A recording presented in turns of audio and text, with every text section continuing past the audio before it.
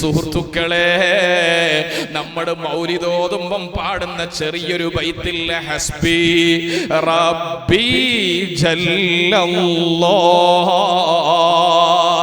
എനിക്കെന്റെ റബ്ബ് അല്ലാഹു മതി, അൽഹംദുലില്ലാഹി റബ്ബിൽ ആലമീൻ. ഇത് ഖൽബിലേക്ക് ഇറങ്ങുമ്പോഴാണ് ഒരു അനുഗ്രഹം ലഭിക്കുമ്പോൾ അൽഹംദുലില്ലാ എന്ന് പറയണം. അൽഹംദുലില്ലയോളം വരുന്ന വേറൊരു പ്രാർത്ഥനയില്ല. മഹാന്മാര് പറയുന്നുണ്ട്, അൽഹംദുലില്ലാ പ്രയാസപ്പെട്ട് കിടക്കാണ്, രണ്ട് കാലും മുറിഞ്ഞു പോയിട്ടുണ്ട്, രണ്ട് കൈകൾക്കും ശേഷി നഷ്ടപ്പെട്ടു പോയിട്ടുണ്ട്, വീട്ടിലിങ്ങനെ രോഗമായിട്ട് കിടക്കുമ്പോ ആളുകൾ സന്ദർശിക്കാൻ വന്നപ്പോ ആളുകളോടൊക്കെ പറയാണ്, എന്താണ് പറ്റിയത്? അൽഹംദുലില്ലാ ഒരു കുഴപ്പമില്ല, 77 വയസ്സായല്ലോ, അൽഹംദുലില്ലാ രണ്ട് നല്ല കണ്ണിന് കാഴ്ചയുണ്ട്, നാവിന് കുഴപ്പമില്ല, എന്റെ ശരീരത്തിന് യാതൊരു കുഴപ്പമില്ല, ഭക്ഷണം കഴിക്കാൻ കഴിയുന്നുണ്ട്, ഞാൻ ഖുർആൻ ഓതലുണ്ട്, ഇപ്പൊ കുറച്ച് ദിവസമായിട്ട് കാലിനൊരു ചെറിയ പ്രശ്നമുണ്ട്, അൽഹംദുലില്ലാ. മലക്കുകളോട് അല്ലാഹു തആല ചോദിക്കും, എന്റെ അടിമയെ സന്ദർശിക്കാമെന്നവരോട് അടിമ എന്ത് പറയുന്നു? മലക്കുകൾ പറയും, പടച്ചോനെ, നിന്നെക്കുറിച്ച് നിന്റെ അടിമ വലിയ പ്രതീക്ഷയിലാണ്, അൽഹംദുലില്ലാ.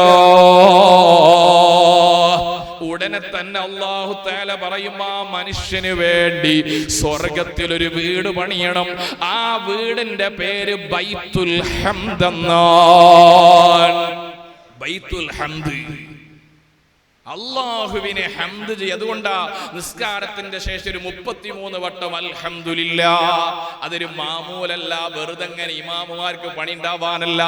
ആത്മാർത്ഥമായിട്ട് മുഅ്മിനീകളെ, നിസ്കാരം കഴിഞ്ഞിട്ട് ഒരു 33 അൽഹംദുലില്ലാ ശരിക്ക് പറയാൻ 30 സെക്കൻഡ് വേണ്ട. എന്തൊരു അർത്ഥമുള്ള, 5 വക്തിലും പറഞ്ഞാൽ 150 ഹംദ് പറഞ്ഞ മനുഷ്യനായി നിങ്ങൾ വലിയ സ്ഥാനത്തെ അറിയാതെ ഉയർത്തപ്പെടുന്നു. അതൊരു ഗൗരവത്തിലെടുത്തു പറഞ്ഞോളൂ. ഒരത്ഭുതം കാണുമ്പോ മാഷാ അല്ലാഹ്, ഒരു പ്രയാസം വരുമ്പോ ഇന്നാ ലില്ലാഹ്, ഒരു തീരുമാനം പറയുമ്പോ ഇൻഷാ അല്ലാഹ്. ഇതൊക്കെ നാവിലൂടെ വരുന്നത് അകത്തുള്ള ഖൽബിന്റെ ബന്ധത്തിന്റെ അടയാളമാണ്. അല്ലാഹുവിലേക്ക് നമ്മൾ ഇങ്ങനെ ഓരോ വയസ്സ് കഴിയുമ്പോഴും അടുപ്പം കൂടുകയല്ലാതെ അടുപ്പം കുറഞ്ഞുകൂടാ. അല്ലാഹുവിൽ നിന്ന് നമ്മളെ അകറ്റുന്ന ഏറ്റവും വലിയ ശത്രു ലാ തഅബുദു ശൈത്വാൻ ഇന്നഹു ലക്കും അദുവ്വും മുബീൻ. പിശാചിനെ തിരിച്ചറിയണം. ശേഖന്റെ മാത്തന്താ, ഇബ്ലീസ് അവരെ ചതിപ്പാനായി വന്നാരെ, ഇബ്ലീസെ ചാച്ചി കിടത്തി അയച്ചോവർ. പിശാചിന്റെ അടിമകളാവരുത്. എന്റെ വാള് കേൾക്കുന്ന ഉമ്മമാർക്ക് വേണ്ടി ഒറ്റ വാക്ക് പറയുന്നു, നിങ്ങളാണ് വീടിന്റെ നായികമാര്, വീടിന്റെ കാവൽക്കാര്, വീട് ഭരിക്കേണ്ടവര്, വീട് സ്വർഗമാക്കേണ്ടവര് നിങ്ങളാണ്. വീടിന്റെ അകത്തളം അല്ലാഹുവിന്റെ വീടാവണം. അല്ലാഹുവിന്റെ വീടിന് പകരം ശൈത്വാനിന്റെ വീടായിട്ട് മാറിയാൽ ആ വീട്ടിൽ നിന്ന് വളർന്നു വരുന്ന മക്കളിൽ ലഹരിയുടെ അടിമകളാകും. ആ വീട്ടിൽ നിന്ന് വളരുന്ന മക്കൾക്ക് തലവയിൽ തട്ടമിടാനുള്ള താല്പര്യമുണ്ടാവില്ല. ആ വീട്ടിലെ മക്കൾക്ക് ദിക്റിനോടും സ്വലാത്തിനോടും ഒരു താല്പര്യവും ഉണ്ടാവില്ല. അതുകൊണ്ട് വീട് എപ്പോഴും ശൈത്വാനിന് അവസരമില്ലാത്ത വീടാവണം. എങ്ങനെയൊക്കെ ശൈത്താൻ അവസരം ഉണ്ടാവല് പറയാൻ സമയമില്ല. ഒന്ന്, മഗ്രിബിന്റെ സമയത്ത് വീടിന്റെ വാതിലുകൾ അടക്കണം. വീടിന്റെ വാതിലടക്കുമ്പോൾ ബിസ്മില്ലാഹിർ റഹ്മാനിർ റഹീം ചൊല്ലണം.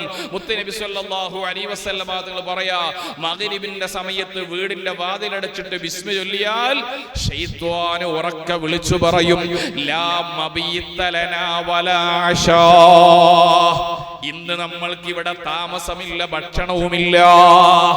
വീടിന്റെ വാതില് മഗ്രിബിന്റെ സമയത്ത് അടക്കുന്നത് ശൈത്വാനിൽ നിന്നുള്ള രക്ഷക്കുള്ള ഒരു പരിഹാരമാണ്. രണ്ടാമതായിട്ട് വീട്ടിലെ ബാത്റൂമുകൾ, ടോയ്ലറ്റുകൾ പിശാചിന്റെ കേന്ദ്രങ്ങളാണ്. ആ പിശാചിന്റെ കേന്ദ്രങ്ങളിൽ കൂടുതൽ സമയം പോയിട്ട് ഇരിക്കുന്ന സ്വഭാവം മക്കളിൽ ഉണ്ടാവാൻ പാടില്ല. അങ്ങനെയുള്ള മക്കൾ പിശാചിന്റെ അടിമകളാകും. അതുപോലെ പ്രായമുള്ളവരും അങ്ങനെ ബാത്റൂം, ടോയ്ലറ്റിൽ കുറെ സമയം ചെലവഴിച്ചുകൂടാ.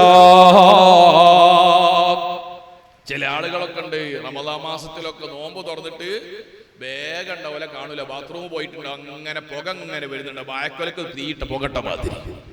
അവിടെ നിന്ന് മൂപ്പര് പകല് വലിക്കാത്തതിന്റെ ദേഷ്യം മുഴുവനും ബാത്റൂം എടുത്ത് തീർക്കല. അങ്ങനെ ഒരു 4-5 സിഗരറ്റ് കത്തിച്ചിട്ട് ആസ്വദിച്ചിട്ട് മൂപ്പര് വരിക. ശൈത്വാനിന്റെ നല്ല സുഹൃത്തായിട്ട് മാറും. നോക്ക്, നിങ്ങൾ 2 ദുആ ബാത്റൂമിൽ കടന്നിട്ട് 2-3 ദുആ, അതിൽ 2 എണ്ണവും പിശാചുമായി ബന്ധപ്പെട്ടതാ.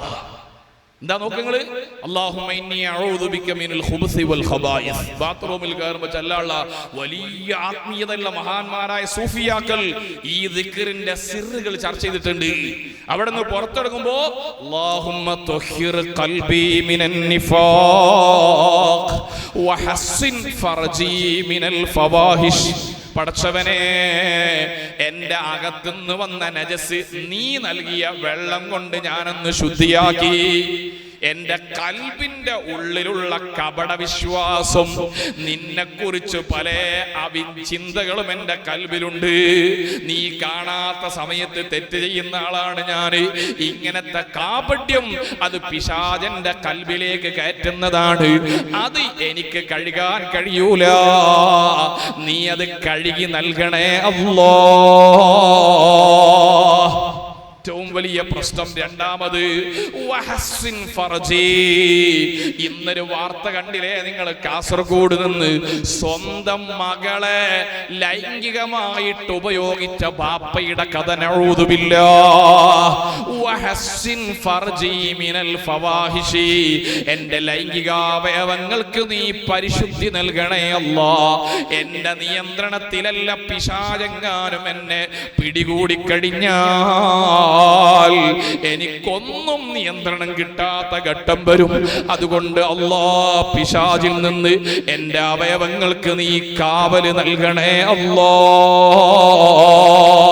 സുഹൃത്തുക്കളെ, ബാത്റൂമിലെ പ്രയോഗങ്ങളും ദിക്റുകളും ഗൗരവപ്പെട്ട ദിക്റാണ്.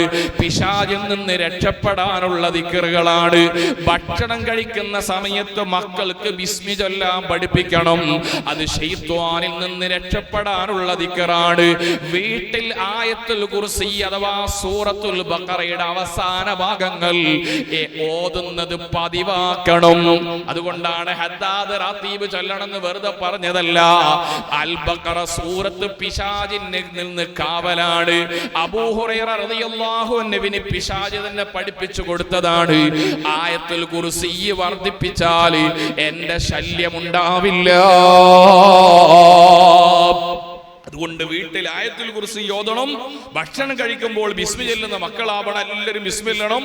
ബാത്റൂം ശ്രദ്ധിക്കണം, വീടിന്റെ വാതില് ശ്രദ്ധിക്കണം. അതുപോലെ സുബ്ഹിന്റെ ശേഷമുള്ള ഉറക്കം ശ്രദ്ധിക്കണം. സുബ്ഹി നിസ്കരിച്ചിട്ട് ഉറങ്ങുന്നതും പ്രശ്നമാണ്.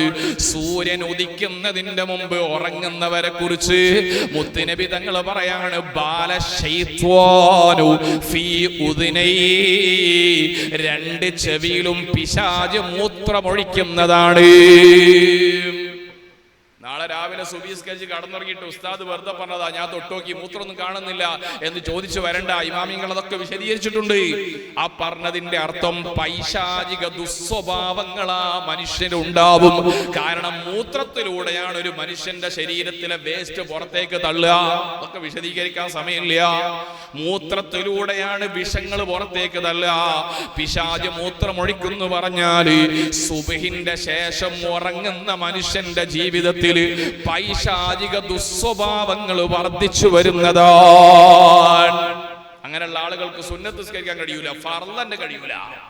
പിശാച് പിടിച്ചിട്ട് വല്ലാതെ ഒരു മനുഷ്യന് ലക്ഷദ്വീപിൽ പോയ സമയത്ത് അവിടെ ഒരു മനുഷ്യനുണ്ട്. അപ്പോൾ പ്രവർത്തി ഉസ്താദേ, ഈ മനുഷ്യന് എത്ര നിസ്കരിക്കൂല, നിങ്ങളൊന്ന് കൈവണ്ട മൂപ്പരെ നിസ്കരിപ്പിച്ചെരിയാനോട്. അപ്പൊ ഞാൻ എനിക്ക് കൈവുണ്ടോ നോക്കാൻ വേണ്ടി ഞാൻ മൂപ്പരെ കൂടി അസ്രസ്കാരം കഴിഞ്ഞ് മൂപ്പരെ കൂടിയിട്ട് ചായക്ക് കുടിച്ച് ഇങ്ങനെ വർത്താനം പറഞ്ഞ് മകരി പോകുമ്പോ മെല്ലെ പള്ളിയിൽ കൊണ്ടുവന്നു. അങ്ങനെ പള്ളിയിൽ കൊണ്ടുവന്ന് ഊന്നുണ്ടാക്കിയിട്ട് പള്ളി കയറ്റി. ഞാനും ഇമാമക്കാൻ വേണ്ടി മിഹ്റാബ് കയറി, മൂപ്പര് ഇപ്പുറത്തൂടെ ഇറങ്ങിപ്പോയിക്കാൻ. പള്ളിന്റെ ഉള്ളിൽ കയറി സ്വഫിൽ നിന്ന മനുഷ്യൻ ഇറങ്ങിപ്പോയി. ഞാൻ ചോദിച്ചെന്താ? ഇവര് പറയാ, എനിക്ക് നിസ്കാരത്തിന് അങ്ങോട്ട് കുമ്പിട്ടാല് താവൂല. എന്തേ? പിശാച് പിടിച്ച് കെട്ടിപ്പോയതാ. ആ പിശാച് പിടിച്ച് കെട്ടിക്കഴിഞ്ഞാൽ നിസ്കരിക്കാൻ തോന്നൂല. എത്ര ആളുകൾ നിങ്ങൾ ആലോചിച്ച് നോക്കി. ഇന്നിപ്പോ നമ്മള് നിസ്കാരമൊക്കെ വ്യാപകം എല്ലായിടത്തും പള്ളി ഉണ്ട്. എന്നാൽ പോലും ചില പള്ളിയിലൊക്കെ പോയാൽ വെള്ളിയാഴ്ച തന്നെ ഉണ്ടാവും ദുഹർ ജുമാന്റെ മുമ്പ് വന്നിട്ട് ഇങ്ങനെ കുനൂത്ത് ഓതിട്ട് സുബീസ് കഴിക്കേണ്ട സാധു നിഷ്കളങ്കരായ മുത്തഖീകൾ. എന്താ? ആ ഒരു ഭയങ്കര ഇഖ്ലാസോടെ ഖളാ വീട്ടുക. അപ്പൊ ഇങ്ങനെ എത്ര വഴുത് കേട്ടാലും നിസ്കാരത്തിലേക്ക് അങ്ങോട്ട് കുമ്പിടാൻ മടിയുള്ള മനുഷ്യന്മാര് അവര് ഇബാദു ശൈത്വാൻ. അതുകൊണ്ട് ശൈത്വാനിൽ നിന്ന് രക്ഷപ്പെടാനുള്ള മാർഗമാണ് ഗൗസുൽ ആദം. ഗൗസുൽ ആദമിനോട് അടുത്തു പോയ ആളുകൾക്ക് ശൈത്താനിന്റെ ശല്യം ഉണ്ടാകൂല. അതുകൊണ്ടാണ് നമ്മുടെ മുൻഗാമികളൊക്കെ മഹാനവറുകളുടെ ഖാദിരി ത്വരീഖത്തിന്റെ ദാക്കിരികൾ ായത്.